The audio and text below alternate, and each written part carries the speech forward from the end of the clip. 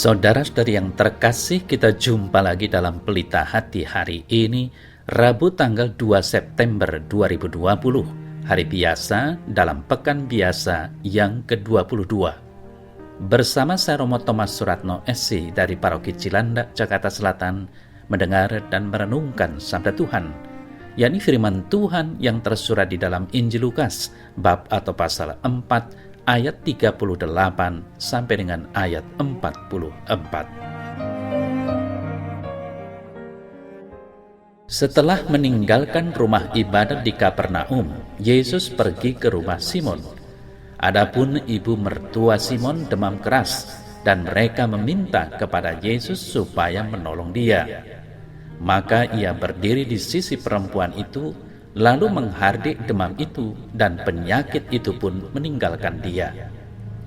Perempuan itu segera bangun dan melayani mereka. Ketika matahari terbenam, semua orang membawa kepadanya orang-orang sakitnya yang menderita bermacam-macam penyakit. Ia pun meletakkan tangannya atas mereka masing-masing dan menyembuhkan mereka. Dari banyak orang keluar juga setan-setan sambil berteriak, "Engkau adalah Anak Allah." Lalu ia dengan keras melarang mereka dan tidak memperbolehkan mereka berbicara, karena mereka tahu bahwa ia adalah Mesias. Ketika hari siang, Yesus berangkat dan pergi ke suatu tempat yang sunyi. Tetapi orang banyak mencari dia, lalu menemukannya dan berusaha menahan dia supaya jangan meninggalkan mereka.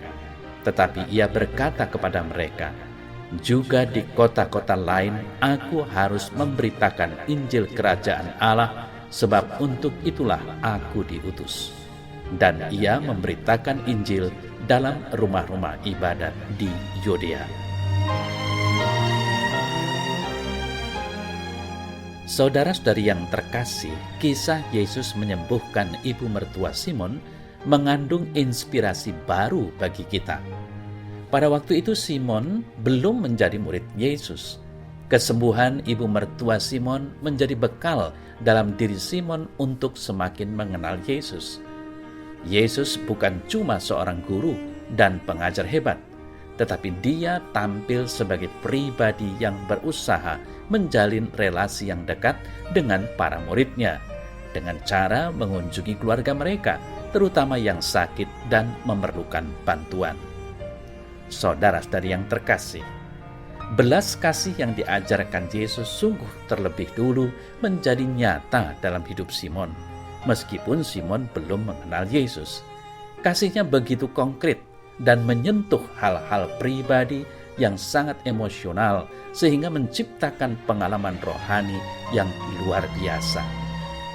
Apakah kita pernah mengalami pengalaman rohani yang sederhana sekalipun?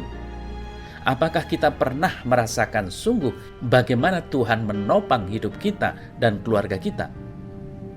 Bukalah mata dan hati kita, karena Tuhan selalu hadir bahkan sebelum kita mengenal Dia secara lebih mendalam. Yesus akan datang dengan sukacita ke dalam rumah hati dan keluarga kita kalau kita mau terbuka dan membuka pintu hati untuk kehadirannya. Saudara-saudari yang terkasih, dari warta Injil hari ini kita juga akhirnya sadar bahwa Yesus datang diutus ke dunia sebagai Anak Allah yang mempunyai misi seperti yang kita dengar tadi.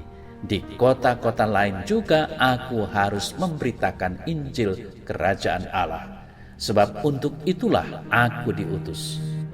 Hal ini mau menunjukkan kepada kita bahwa tidak lain misinya adalah memberitakan Injil Kerajaan Allah. Hanya saja pada waktu Yesus mengawali karya misinya di tengah publik, dia langsung saja dikenal sebagai seorang tabib yang diutus Allah untuk menyembuhkan orang-orang sakit, mengusir roh-roh jahat yang menempel pada dan atau merasuki diri orang-orang, dan lain sebagainya. Saudara-saudari yang terkasih, orang-orang tahu bahwa Yesus akan menyembuhkan orang-orang sakit yang dibawa kepadanya. Yesus meletakkan tangannya ke atas orang-orang yang sakit, yang buta, yang lumpuh, yang terganggu mentalnya, dan lain sebagainya. Dan mereka semua menjadi sembuh. termasuk ibu mertua Simon Petrus tentunya. Yesus memuji orang-orang yang disembuhkan olehnya karena iman mereka kepadanya, untuk kepercayaan mereka akan kebaikan hatinya, akan kuat kuasanya, dan akan kasihnya kepada mereka. Saudara-saudari yang terkasih, karena Yesus diutus bukan untuk menjadi tabib, walau dia dikenal dapat menyembuhkan orang sakit, melainkan mewartakan kabar gembira Injil, maka Yesus selalu mengingat akan tugas utamanya itu. Dia selalu berpindah-pindah mengunjungi orang-orang yang membutuhkan rahmat penyelamatan Allah. Dia tidak mau menikmati tempat dan orang-orang yang mau menerimanya, hidup nyaman dan terjamin, tetapi dia selalu sadar bahwa di tempat lain juga membutuhkan kehadirannya, maka dia harus pergi ke sana. Ya Tuhan Yesus, tolonglah aku supaya dapat mencontoh teladan-Mu untuk selalu mengutamakan tugas pokok dalam kehidupanku sebagai orang beriman Kristiani. Kuatkanlah aku sehingga dapat memberi kesaksian hidup yang benar, penuh kasih dan memperhatikan kebutuhan orang lain. Amin.